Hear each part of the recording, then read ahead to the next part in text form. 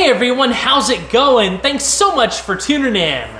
In today's video, we're finally diving into the Chevelle build. It's been a while since I put out the intro video, so if you needed a quick refresher, I put a link to that video in the description below. In short, this car used to belong to my wife's grandma, and we've had it for several years now.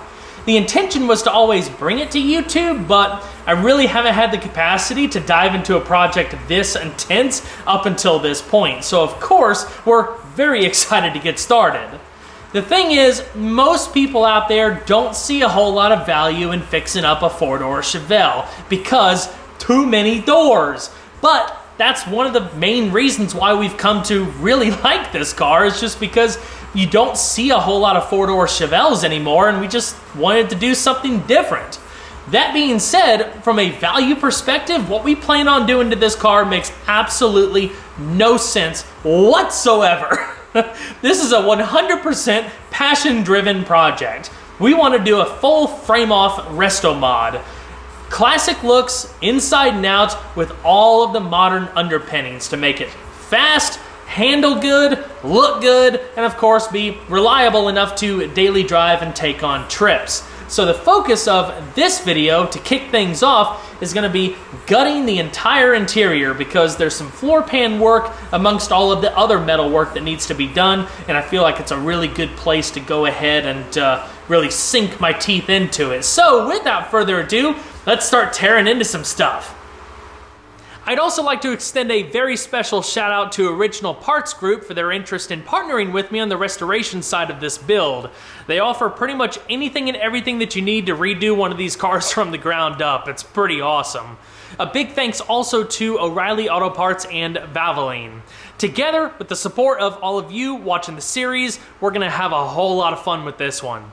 Keep an eye out too. Throughout the series, I'll have links in the description to highlight parts that are going into the car, so if you'd like to learn more about anything in particular, the resource will be there. Alright, first things first, I'm gonna pull the seats out so I have plenty of room to move around.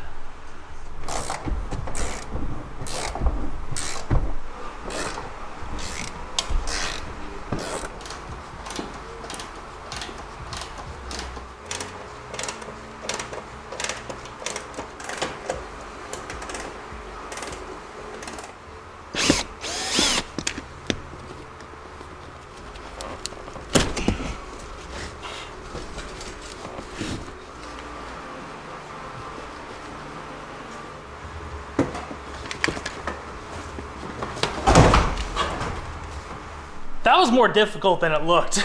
At least the seat's free, so we can go ahead and pull it out.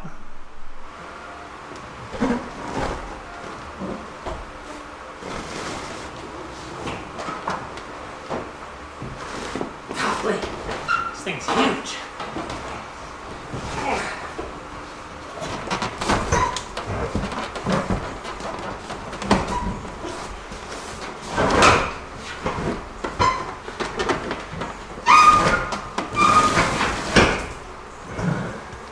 Well, the seat took about half of the old rotten carpet out of the front, so that cuts down on a little bit of work.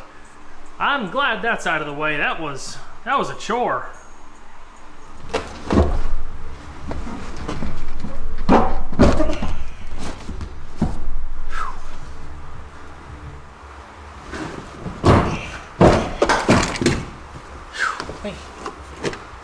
That's disgusting.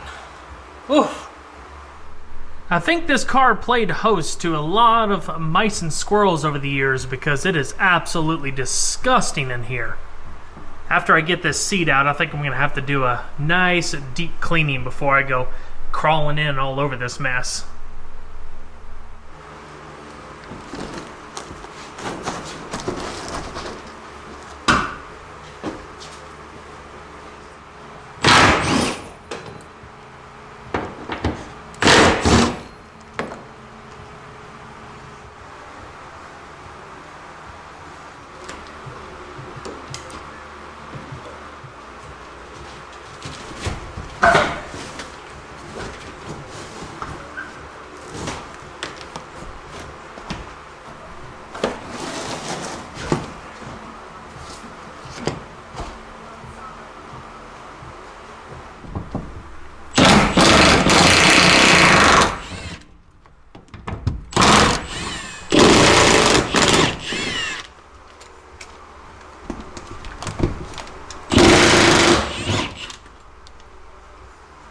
With the seats and seat belts out of the way, I'm gonna do a little bit of cleaning now, so at least when I go to take the carpet out later, I won't get totally covered in stuff.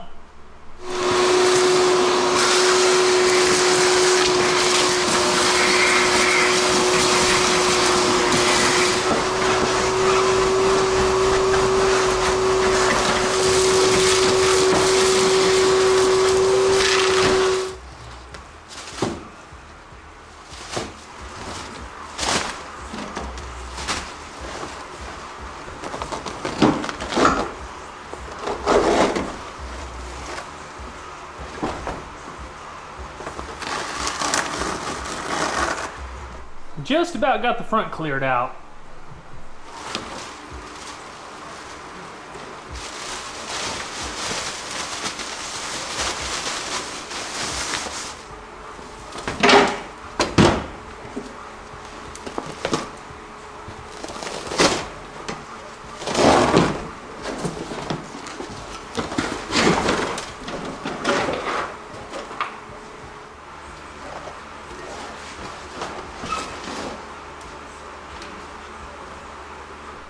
Overall, the floor pans are actually pretty solid. The worst of it all is the front driver's side, which I went ahead and bought a replacement floor pan for that. So the front passenger side is better. It's got a little hole in it that could probably just use a little patch, but everything else in the front is super solid.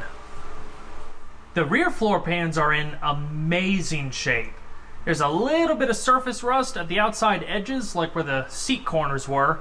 I guess just where rainwater was leaking in, but it's not scaling, it's not perforated or anything like that, and underneath the car is absolutely flawless, so I don't think I could have asked for a better situation here.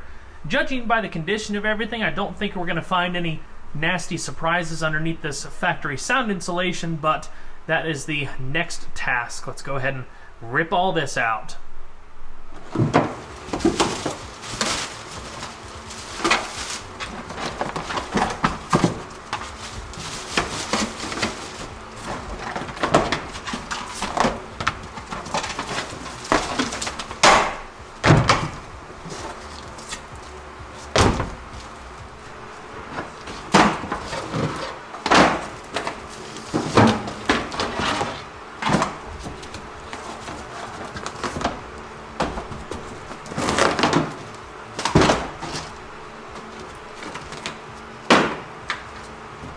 Well, this is a pretty good example of how it's kind of hard to tell the condition of something until you really start tearing into it. From underneath the car, everything looked great, but it was a bit worse underneath that factory sound deadening than I thought. So once I start really poking around some of these crusty areas, I found this section right here that's going to have to be replaced, and I think there might be a couple pinholes and stuff over here. Surprisingly, the area around the drain plug is okay. On the other side of the car, the drain plug is a little chewed up. There's another pinhole, so we're going to have to do a little bit of work back here as well, but it could always be worse.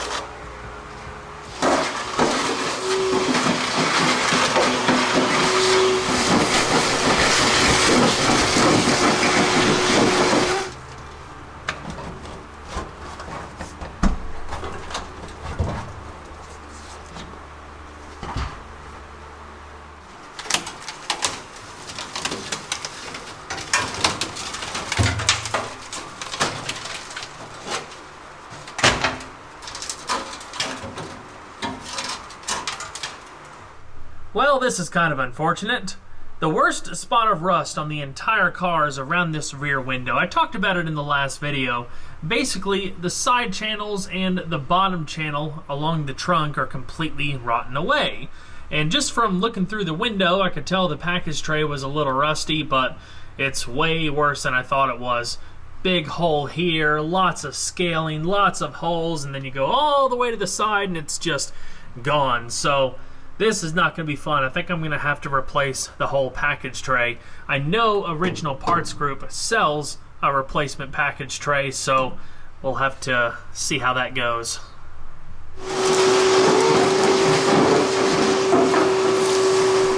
We're getting there slowly but surely. That's the thing I love about older vehicles. They're so simple and easy to take apart. Before I start pulling the headliner down, I'm going to tackle the door panels. Now, the manual window cranks are actually held in by these little C-clips that you gotta take a special tool and pop loose. I just went down to O'Reilly and picked this thing up. So go ahead and get the cranks off, then the armrests, and should be able to start pulling the panels free after that.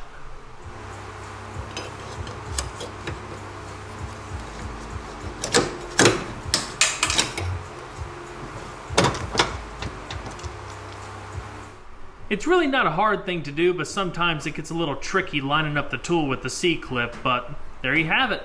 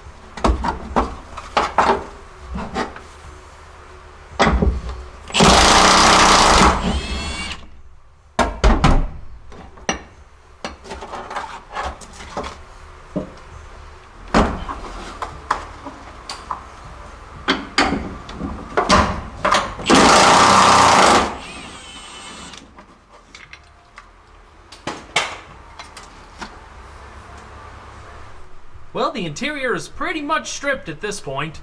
I just got to remove all of the pillar covers and drop this headliner.